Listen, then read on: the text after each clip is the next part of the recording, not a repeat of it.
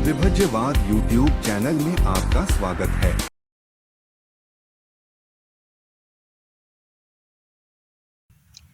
Welcome to विभज्यवाद। विभज्यवाद में सभी सत्पुरुषों का स्वागत है।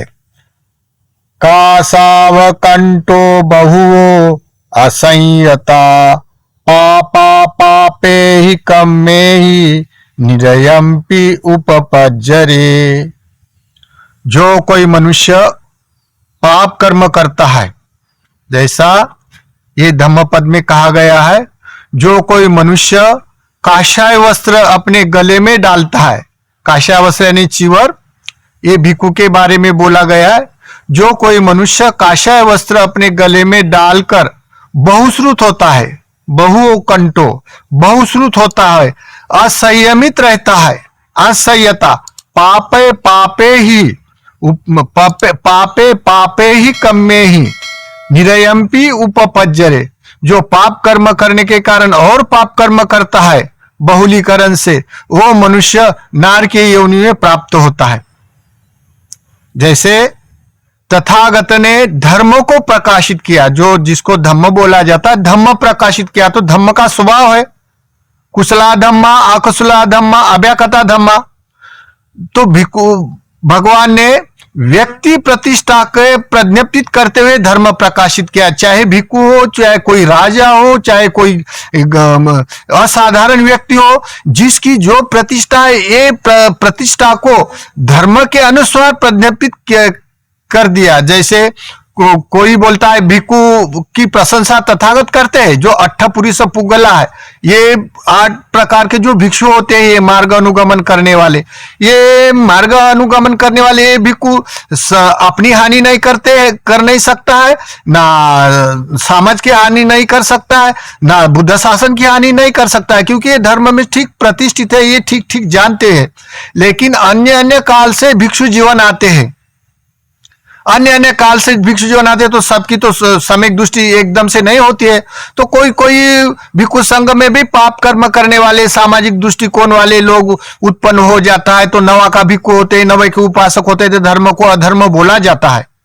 तो इस तरह बोला गया, जो कोई मनुष्य, जैसे भगवान अट्ठपुरी सपुगलों की हमेशा प्रशंसा करता है, लेकिन तथागत को धम्म प्रकाशित करते समय अच्छे भी भिक्षु और बुरे भी भिक्षु, जो भस्मारामता, कम्मारामता, निद्रारामता, असंयमित, ऐसे भी भिक्षु की तथागत ने प्रज्ञापित करते हुए धर्म प्रकाशित किया हो। तो देखिए, ये तथागत ने उपदेश किया हुआ जो धम्मपद है, वो धम्मपद के अनुसार देखो, ये देवदत्त अपने अन्य अन्य जन्म से तथागत के वैरी रहा है, तो वैरी रहने से वो जो भी जन्म में जन्म लेता है, तो वो जन्म में उनका विद्रोह करता है, उनको नष्ट करने की सोचता है। तो ऐसे करते करते तथागत 4 असंख्य 1 लाख कल्प की पारमी परिपूर्ण करते हुए आए। तो आते आते उनके साथ देवदत्त भी आया। देवदत्त बोले तो यशोधरा का भाई और सुप्रबुद्धा का पुत्र कोलित, ये सिद्धार्थ गौतम शक्य पुत्र है, और ये कोलित उसका मामा भाई, मामा का लड़का। तो देखो, ये साथ आते आते उनकी जो पारमी है, तो पारमी एक दूसरे से प्रतिद्वंदी है, यानी बुद्ध के साथ तो प्रतिद्वंद करता है। तो ये सिद्धार्थ बुद्ध को जब संबोधि प्राप्त हो गई, तो उन्होंने भी भिक्षु संघ में प्रतिष्ठित हो गया, काशाय वस्त्र लिया और भिक्षु बन गया भिक्षु संघ में। फिर भी वो अपने शत्रुता निभाता है, क्योंकि उन्हें अन्य जन्म से शत्रुता करके आया है। तो इसी कारण तो जब वो बचपना में, जब सिद्धार्थ गौतम था, तब वो अजात शत्रु उनके साथ भी वैर करते हुए डॉक्यूमेंट्री है, और अन्य जन्म से भी डॉक्यूमेंट्री है। तो एक बार क्या हो गया, देवदत्त को बड़ा रिद्धि उत्पन्न हो गया। रिद्धिया उत्पन्न हो जाने के बाद वो छोटे से बड़ा करके बताता है, बड़े से छोटा करके बताता है। तो ये रिद्धिया का कारण बड़ा मशहूर हो गया। तो वो अजात शत्रु, जैसा बिंबिसार राजा का पुत्र अजातशत्रु, उसको बड़ा भावित हो गया अरे बोलता है ये बड़ा महानुभाव रिद्धिभाव भिक्षु है करके। तो वो उनके सामने वो देवदत्त ने क्या किया, छोटा बालक बनाकर बताया, स्वयं को छोटा बालक बना। ऐसा करते हुए देवदत्त बड़ा भावित हो गया, बोलता है ये भिक्षु बड़ा महानुभाव है, बड़ा रिद्धिमान। तो उसके पीछे लग गया, अजातशत्रु उसके देवदत्त के पीछे लग गया। अभी देखो अजातशत्रु देवदत्त के पीछे लग गया, लगते लगते लगते लगते क्या हो गया, उनका बड़ा अभिमान चढ़कर आया, मैं संघ में श्रेष्ठ हूं करके, क्योंकि उसको विद्या प्राप्त होने से ऐसा उसको महानुभाव लगा। तो फिर क्या हो गया, ऐसा करते करते करते करते वो अपने संघ निर्माण किया। संघ निर्माण करने के बाद वो विहार कर रहा अकेला अकेला। तब तथागत ने कुछ नियम बनाए थे, विनय विनय बनाए थे संघ के लिए, और कुछ बने थे नहीं बने थे। तब वो देवदत्तों को बड़ा अभिमान आ गया, मैं तो बुद्ध हूं। जैसे आजकल कोई लोग बोलते ना, मैंने तो बड़ा शिविर किया, कोई बोलता है मैं तो बुद्ध बन गया, कोई बहुत सारे लोग बोलते हैं मैं तो आने वाले काल में बुद्ध बनूंगा, कोई बोलता है नहीं आने वाले काल में ये बनूंगा। ये चर्चा होती है, हम बोलता है जिसका पुण्य है वो तो होता है, कोई किसी को मना नहीं करता है। लेकिन समाज को ठगवा कर एक दिशा बदल देना, एक अपना अपना ईगो होता है। तो देवदत्त को ऐसा ईगो उभर कर आया, अहंकार। तो फिर मानव पटिका के कारण बोलता है मेरा संघ ऊंचा है, और ऊंचा संघ के अपने नियम बनाए। नियम बनाने के कारण उसका देवदत्त के पिता को लगा मेरा पुत्र बुद्ध है, ये सिद्धार्थ गौतम बुद्ध नहीं, मेरा ही पुत्र बुद्ध है करके उसको भी अभिमान चढ़ा था। देखो ये जन्म जन्म के वैरी हो जाते, इसी कारण वो सुप्रबुद्धा जमीन फाड़ कर जमीन के अंदर विपाक के कारण चला गया था। ये इतिहास है तथागत के बुद्ध शासन में, ये काल के बुद्ध शासन में। तो फिर देवदत्ता ऐसा करके बड़ा अहंकार जतलाते हुए तथा बुद्ध के साथ लड़ाई करने को आया। देखो आया, आने के बाद तथागत को बोलता है देखो भिक्षु संघ ऐसा होना चाहिए। तो बोलते तथागत के साथ वो वाद कर रहा, मेरा भिक्षु, देखो देवदत्त बोलता है मेरा भिक्षु संघ में 500 कुली के चिवर पहनेगा, कोई दिया हुआ कपड़ा नहीं ले सकेगा। मेरा भिक्षु झाड़ के तले विहार करेगा, कोई विहार भी दान देगा तो विहार में नहीं रहेगा। मेरा भिक्षु बीमार रहने से गोमूत्र पिएगा, गोमूत्र पीने से कोई दवा भी देगा तो नहीं लेगा। मेरा भिक्षु 500 कुली का चिवर पहनेगा, कोई कपड़ा भी देगा तो नहीं लेगा। मेरा भिक्षु मीट मछली नहीं खाएगा, ऐसा मेरा श्रेष्ठ भिक्षु है, भिक्षु संघ है। ऐसा श्रेष्ठ भिक्षु संघ मैं निर्माण करके विहार करूंगा और दुख मुक्ति का यतन पर्यतन संसार वाले को बल बताऊंगा। ऐसा करके देवदत्त बोल रहा भगवान को। भगवान तो यथा बुनियान दर्शन वाले होते हैं। भगवान को तो समाज रचना, नैसर्गिक रचना को निर्माण करना होता है।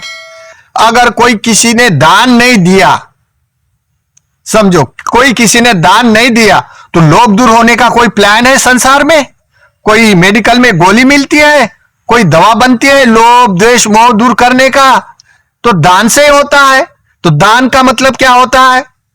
दान का मतलब समर्पण भी होता है, हाथ जोड़ना। दान का मतलब श्रद्धा होती है। दान का मतलब त्याग होता है। त्याग किसका? चेतने का। लोभ द्वेष मोह दूर होने के लिए दान देता है, चेतना दान, वस्तु दान। तो अगर दान नहीं देने वाला संसार में नहीं रहेगा तो संसार की संरचना खत्म हो जाएगी, निब्बान का रास्ता। तथागत जानते हैं, देवदत्त नहीं जानता है। तो देवदत्त ऐसा उल्टा सीधा बोल रहा, तब भगवान बोलते हैं मेरा भिक्षु संघ कोई वस्त्र नहीं देगा तो 500 कुलिक चिवर भी पहनेगा। मेरा भिक्षु संघ कोई भोजन नहीं देगा तो पिंडपात भी करेगा, भोजन भी करेगा, आमंत्रित भोजन भी करेगा। मेरा भिक्षु संघ कोई विहार दान देगा तो विहार में भी रहेगा और जंगल में भी रहेगा।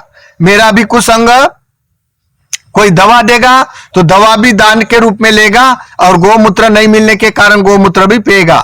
मेरा भिक्षु त्रिकुटी परिशुद्ध भोज, जो कोई आहार के रूप में किसी के दरवाजे पे कोई भिक्षु खड़ा रहता है, अगर कोई श्रद्धावान देने वाला है, अगर उसने पाप रहित अन्न बनाया, अपने माले मीट मछली भी बनाए हैं पाप रहित, तो वो अगर भिक्षु को देने से, भिक्षु ने लेने से, भिक्षु ने वेदना को निरामिष वेदना के साथ खाना खा के आहार का मूल्यांकन करते हुए त्रिकुटी परिशुद्ध भोज खाया, तो ये उनके लिए पवित्र है, इसका कोई पाप नहीं लगता है। और देने वालों को भी हिंसा न करते हुए पाप रहित अगर दिया तो भी उसको देने वाले को भी पाप नहीं लगता। तो मेरा भिक्षु जो मिलेगा पात्र में वो खाएगा, चाहे मीट मछली हो, मीट मछली क्यों ना हो, फिर भी वो खाने के लिए सम्यक दृष्टि के कारण वो संसार के आहार का मूल्यांकन करते हुए अपना जीवन यापन करने वाला होता है, ना कि वो खाने के लिए जीता है। ऐसा करके तथागत उपदेश कर रहे। ऐसा करते करते देवदत्त को आ गया गुस्सा, ऐसा गुस्सा चढ़ा कर आ गया। आने के बाद वो चलो रे बोलते हमारे अपने साथ, देवदत्त के साथ कुछ भिक्षु उठाकर चले गए।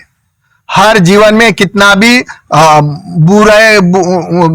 बुरे भिक्षु भी होते हैं, जैसे अकुशल कर्म करने वाले भी होते हैं, चंड बुद्धि के भी होते हैं, कोई काल में उनके भी साथ संगी साथी होते हैं मत जैसे।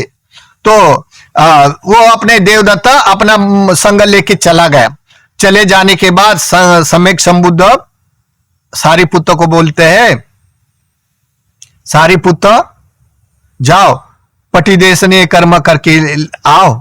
देवदत्त का जो पर्वारोहण में पर्वत पर संग है देवदत्त का, वहां जाके धर्म का विजय करो, पटिदेश ने कर्म करके आओ।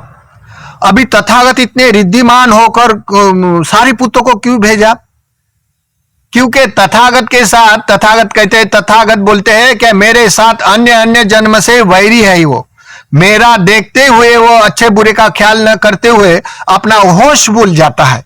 होश भूल जाने के कारण वो पाप कर्म करने के लिए बढ़ता है। इसी कारण मैं नहीं जा सकता हूं। तथागत के पास तो अन्य अन्य रिद्धियां है, कुछ भी कर सकता है, फिर भी तथागत ये पाप कर्म करने वाले के साथ नहीं बैठता, क्योंकि जिसके साथ तो वो वाद करते हैं या अपना विजय प्राप्त करने के लिए कोई या तन पर्यतन करते रिद्या भाव से, तो उनके अगले वाले के लिए भी 7 टुकड़े बन जाते। ऐसे तथागत का एक महानुभाव होता है, ऐसा एक बल भी होता है। तो इसी कारण तथागत नहीं गए, फिर सारिपुत्र गया। सारिपुत्र जाने के बाद वो उन्होंने धर्म उपदेश किया भिक्षु संघ को। जितने उपदेश किया उतने भिक्षु लोग कुछ ना कुछ अपना वाला समझकर रात भर रहे। रात भर रहने के बाद धर्म उपदेश किया सारिपुत्र ने, तब कुछ भिक्षु उठकर सारिपुत्र के साथ आए और कुछ भिक्षु देवदत्त के साथ आए। देखो काल के अनुमान से कारण संघ नियम ऐसे बदलते जाता है। जैसे जो कोई लोग अभी के काल में हमारे पास आता है, बोलता है मैंने तो 10 दिन का शिविर किया, हम तो भिक्षु जैसा होता है, भिक्षु जैसा करता वैसा होता है। कोई भिक्षु बोलते हुए भी मैंने देखा, अरे ये काष्य वस्त्र का क्या मतलब है, हम तपते हैं वैसे गृहस्थ लोग भी तपते हैं। तो संघ नियम से तोड़कर अपने कोई नियम बनाता है अलग, गृहस्थो आचार्य का पाचार्य का, तो ये तो सत्काय दृष्टि है, ये तो विचिकित्सा है, ये तो बुद्ध शासन का विपरीत है। फिर भी लोग मान लेते हैं। मानते क्यों लोग? तो जैसे बुद्ध की यथार्थ विपස්සना तो 18वीं सदी से छूट गई, तब से वो विपස්සना नाम से 18वीं सदी में लेडीज साइडो ने जो स्वतापन्न साक्षात्कार के समय जो अमार्ग में कोई अचानक जाने वाला होता है, तो वो आ जाके लोटपोट होते अपने वाले अविभास के कारण, तो वो सुख संवेद नाम के में आसक्त होके प्रीति सुख में आसक्त हो जाता है और वही बोलता है मुझे मार्ग का साक्षात्कार हुआ। ऐसा करके वो वशीभूत हो जाता है वो अमार्ग के लिए। उसने एक प्रैक्टिकल थ्योरी बनाई लेडीज साइडों ने और इंग्रजों को वशीभूत करने के लिए सिखाई थी। अभी ये विपස්සना का नाम से वो पैटर्न दुनिया भर चला गया। दुनिया भर चला जाने के बाद न जाने हमारे पास कितने लोग आता है, तो ये भी बोलते हैं हम तपते हैं तो भिक्षु हो जाता है। भंग ज्ञान हो गया तो तरंगे तरंगे बुद्धि उत्पन्न हो गए तो फिर हो गया बोलते हम सोतापन्न। और जो ज्यादा शिविर करता है, जिसके 90 दिन के ज्यादा शिविर हो गए तो वो बड़ा विपස්සना आचार्य हो जाएगा और उसकी पत्नी विपස්සना आचार्य बन जाएगी। उसको धम्म का कुछ आना नहीं, उसका जाना नहीं, उसके घर परिवार के अन्य पंथ के विचार बदलते नहीं, उसके क्रियाक्रम बदलते नहीं और एकदम से बुद्ध शासन में विपස්සना आचार्य बनते। तो नियम बदल गए ना। लेकिन किस कारण? जैसे जो लोग बोलता है कि हम तो तरंगे तरंगे बुदबुदे मस्त लगता है, अरे वो तो अमार्ग है। हम पूछता है तो तुमको पता है अमार्ग है? तो नहीं बोलता है। तो आपको बोला जाता है ना कि देखो राजमार्ग छोड़कर भूलभुलैया में गिर जाओगे, तो बोलते हैं हाँ। तो तुम कितने लोग भूलभुलैया मार्ग में है और कितने लोग राजमार्ग में है, आपका नोटेशन है? तो बोलते मालूम नहीं। उसको तो मजा लगता है, बुलबुलिया की तो प्रैक्टिस करते करते निखंत के वशीभूत हो जाता। निखंत के वशीभूत हो जाने के उनका वाला दुकान चलता है अच्छा, और उनके वशीभूत होके ऐसे बोलते हैं। ऐसे बोलने वाले जब भिक्षु निर्माण हो जाता है तो पहले बताने वाले धर्म अंतों को बताते। जिस समाज में प्राथमिक धर्म ठीक नहीं है, जैसे लेने देने के, भिक्षु के, उपासक के, जन्म मरण के संस्कार भी और भी अन्य राष्ट्र की तुलना से शिक्षित नहीं है, फिर भी एकदम स्वतापन्न होने के लिए सबके लिए भंग ज्ञान करवा के विपස්සना नाम से करवाते हैं। और पहले बताने वाले धर्म अंत बताते और अंत के धर्म पहले बताते। वो प्रवचन चालू हो गया तो देखो तरंगे तरंगे बुदबुदे, उनको ये पता नहीं कि ये अमार्ग भंग ज्ञान ये सिखाने वाला ये एक पैटर्न है करके, तो विपස්සना नाम से बड़े सुविख्यात हो गए। तो बुद्ध के वचन छुपाकर अपने वचन डालकर बोलते हैं। तो जैसे बुद्ध वचन में ऐसे बोलते हैं क्या, देखो एक ही मार्ग है भंग ज्ञान, उससे सबको गुजरना है। अरे राजमार्ग की क्या बात करते हैं? तो फिर तो इसी कारण उनको कुछ लेना देना नहीं होता, क्योंकि वो शिक्षा के वशीभूत हो जाते हैं। फिर बोलते हैं ये भंग ज्ञान होने से चुल्लो स्वतापन्न होता है, और भंग ज्ञान होने से ये जन्म में स्वतापन्न का साक्षात्कार होगा, बाद में पारमिता अभ्यास करेंगे। ऐसे नए नए वचन जोड़कर लोगों को अभिप्रेत लगता, क्योंकि सुख बड़ा प्रभावित लगता, आविष्कारनीय लगता, इसी कारण।